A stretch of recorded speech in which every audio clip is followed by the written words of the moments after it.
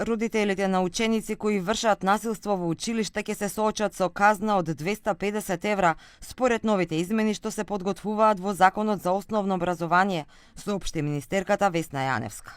Државниот секретар е во постојан контакт со пратениците и мислам дека во овој момент се во собрание за да ги дооформат тие предлози и веќе тоа е донесена одлука, тие измени ќе се направат и останува казната од 250 евра за секое сторено насилно дело на детето, да биде казнет родителот, но и тоа што е многу важно, повторувам, и кога родителот ќе одбие да соработува со училиштето и другите институции.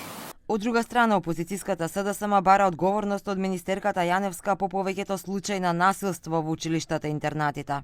Според Јован Чеманасков, институциите не успеале да ги заштитат учениците, кои додава дека не достигаат превентивни стратегии и психолошка поддршка.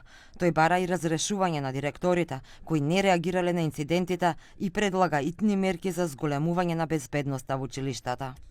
Итно воведување на унифициран безбедносен протокол во сите основни и средни училишта. Јасни процедури за постапување при булинг, физичко насилство, закани и внесување на оружје. По 2. Итно вработување на психолози и педагози таму каде што со години не достига стручниот кадар. Државата не може да зборува за безбедност, а училиштата да останат без стручни служби. Минимум 1 психолог на околу 300 ученици и задолжителна психолошка служба во ученичките домови. Инаку истражување спроведено од невладиниот сектор во соработка со Министерството за образование покажало дека насилството кај младите поттикнато од прекумерното користење на интернет, недостигот на активности во реалниот живот и изложеноста на агресивни содржини. Проектот нагласува потреба експертите да работат не само со жртвите, туку и со сторителите на насилството.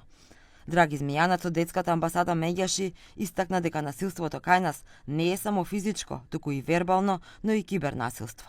Тешко се воспоставува родителска контрола, уште потешко довербата на родител кон дете, а уште потешко триаголникот кој го инсистираме е родител,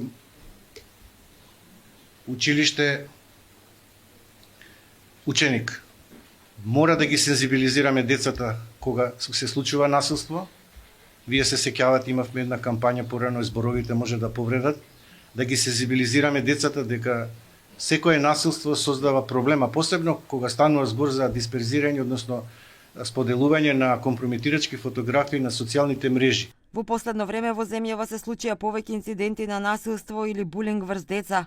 Последниот е во основното училиште во Сингелик, каде малолетник беше повреден од свој врсник со остар предмет. Претходно исто така ученичка од основно училиште беше брутално нападната од 3 постари девојчиња во населбата Ѓорче Петров.